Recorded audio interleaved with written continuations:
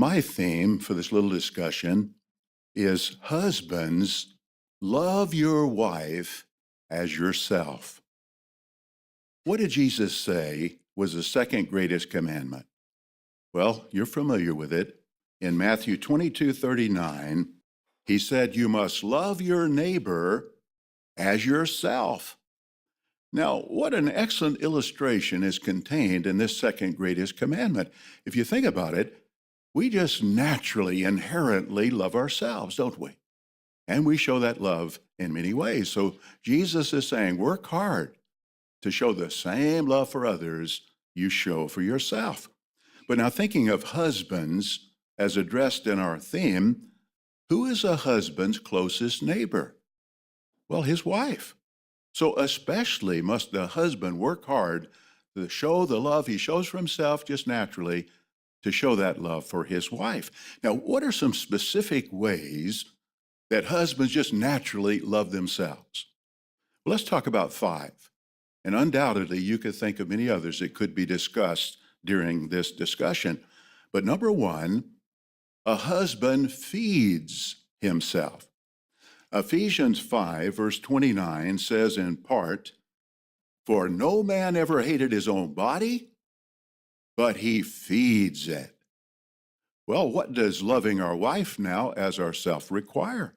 Well, for one thing, we certainly would make sure we provide the food and other material needs that our wife has. And regarding this, I think of our brothers in concentration camps in Nazi Germany. Food was very scarce, but our brothers, even then, from their meager food ration, would share food with other brothers, even in some cases with worldly people. Well, similarly, a husband would do without himself, if necessary, in order to provide what his wife really needs. But even more importantly, in extended application, he would make sure that she is well fed spiritually. He must make sure that she has opportunity to benefit from periods of personal study, congregation meetings, assemblies, conventions, and family worship. But now let's talk about a second way that a husband just naturally loves himself. We cherish ourselves. Ephesians 5:29 says in part, "For no man ever hated his own body, but he cherishes it." Now, what does cherish mean? Well, according to the dictionary, it means to treat with affection and tenderness, treasure, value, attach importance to. See, because of this feeling we have toward ourselves, we try to get rest when we're sick or tired. We try to be with friends and loved ones. We play games, we exercise, we do things we enjoy. Periodically, we treat ourselves, don't we? Because we cherish ourselves. So, what does loving our wife as ourself require? Well, it certainly means more than just being able to put up with our mate. It means cherishing her, cultivating affection, fondness for her.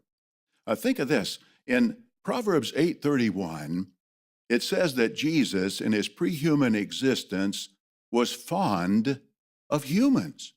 Now, don't you think that fondness he had for us made it easier for him to come to the earth, take the difficult assignment he took, and even die for us because he was fond of us? Well, similarly, if wives are cherished by their husbands, if their husbands are fond of their wives, it'll make it so much easier to forgive them, to even die for them if necessary in the future. But if we're going to have this proper feeling, like Jehovah, we have to focus on the good qualities of our wife. See, not the flaws, the imperfections. And as one of the brothers commented on, I love the thoughts in the Watchtower comments, love is best sensed when it is expressed. How vital that marriage mates not allow the activities of daily life to rob them of exchanging expressions of affection. But now let's get a third way that husbands just naturally love themselves. We adorn ourselves. 1 Timothy 2:9 speaks of women adorning themselves in appropriate dress. Well, husbands try to do the same thing. And in adorning ourselves, we try to cover over, minimize our flaws, cover our bulges, our blemishes. We try to make ourselves look as good as possible, don't we? Well, what does loving our wife as ourself require? For one thing, we certainly wouldn't shine the spotlight on her flaws. We wouldn't do this in the presence of others. We would try hard not to even do it in our own mind. Rather, we seek to cover over minor sins and transgressions as encouraged at Proverbs 19:11, where it says, "It is beauty to overlook an offense." So we work hard to adorn our wives, make her look as good as possible in the eyes of others, even in our own mind. Well, let's get a fourth way that husbands just naturally love themselves. We take steps to heal ourselves when we're sick or injured. Mark 5:26 talks about a woman who was very sick. She suffered at the hands of many physicians. She spent all her resources. She didn't get any better. She got worse. But the point is, she was really trying hard to heal herself. Well, husbands try to do the same thing. So if we're sick or injured, we try to get extra rest.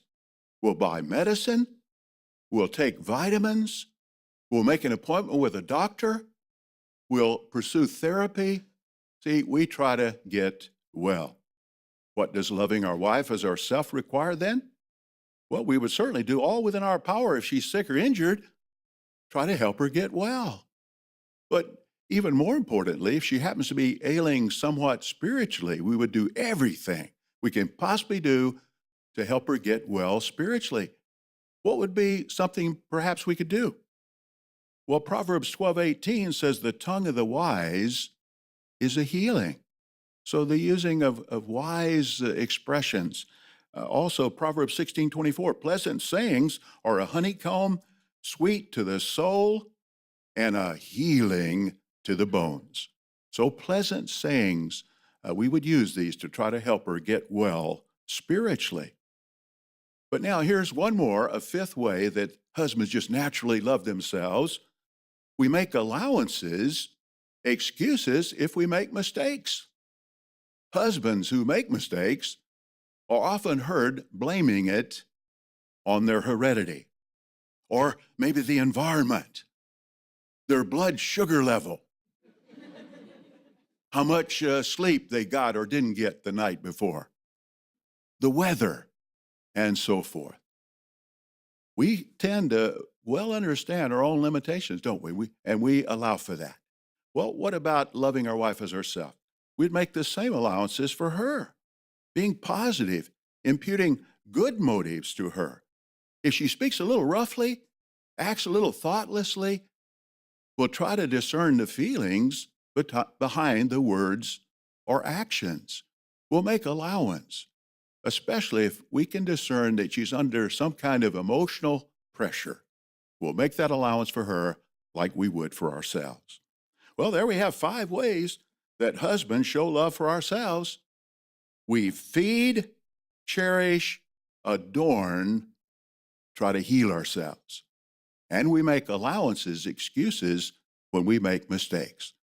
Let's work hard to show the same love, those 5 areas, for our dear beloved wives. And I'm sure, as we said, you can think of other ways that husbands just naturally love themselves. But what a rich illustration Jesus gave. And interestingly, he took it even a step further. He further expanded the illustration in John 13 and verse 34. You're familiar with this.